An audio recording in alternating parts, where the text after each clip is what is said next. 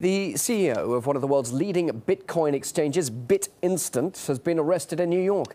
The prosecution claims Charlie Shrem was involved in a drug money laundering scheme via the Silk Road website. RT's Marina Portnoy has been following the story for us. This indictment, these charges, have come as quite a shock to anybody in the Bitcoin community, anybody that knows Charlie Shrem, a huge pioneer of the Bitcoin currency. Now, federal prosecutors are alleging that Charlie Shrem had been engaging in a scheme to sell over $1 million in Bitcoins to users of the Silk Road website, which then subsequently enabled users to buy and sell illegal drugs anonymously and beyond the reach of law enforcement. Investigators say that 24-year-old Shrem was conspiring with an underground Bitcoin exchanger, Robert Fayella, who also was arrested. Prosecutors also say that Shrem personally bought drugs on the Silk Road website. If found guilty, he faces up to 30 years in prison. Now, I was reading a bit through the indictment. It's really hard to separate here what they are alleging that Charlie Shrem did or what Charlie Shrem knew about and didn't report. It seems that, as just reading the indictment, that Charlie Shrem was selling Bitcoins through his BitInstant, that maybe 3 steps removed for him, those coins were then possibly used to buy drugs, and then those Bitcoins are now being connected back to Charlie Shrem. Lots of questions, of course, are being raised. A lot still isn't known, but we will find out, of course, in the coming hours and days. And you, Marina, have actually met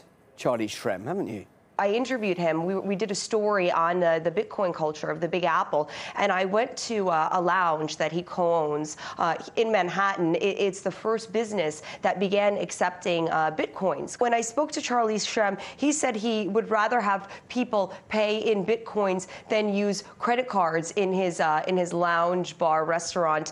He said that Bitcoin is the currency of the future. It's something that he supports. It's something that he's promoting. But he's a very smart guy. It shocks me to hear that he would be indicted on doing something so illegal, because he knows the laws. He's very clear on the laws. Let's let our viewers listen to what Shrem had to say back in June. First came into the Bitcoin space, I was the only person in New York City who had even heard of Bitcoin. I was left out of every VC firm in the city. And now, fast forward two years, there are so many startups, there are startup meetups. Just finally, Marina, what is the attraction of Bitcoin? Why do people use it? Bitcoin is a monetary system free from government or bank control and credit card processing fees.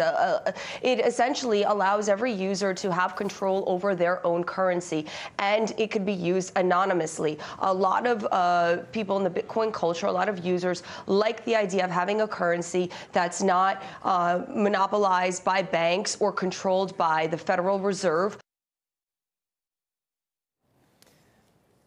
Well, earlier I talked to economist Jeffrey Tucker, who thinks Bitcoin could become a major game changer for global finance. Look, governments don't like innovations at all. They don't like light bulbs. They don't like cars. They don't like, governments are terrible about innovations, but it's coming regardless. And yes, it does threaten national monetary systems.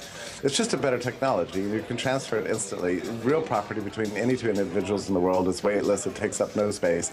There's no transaction fees. It all happens in a matter of seconds instead of days and days and days with very high transaction fees.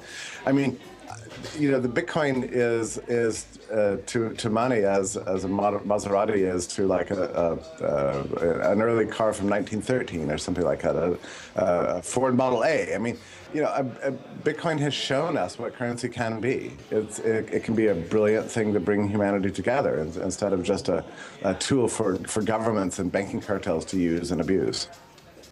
Financial analyst Mark Thornton thinks that actual legal issues have very little to do with this arrest.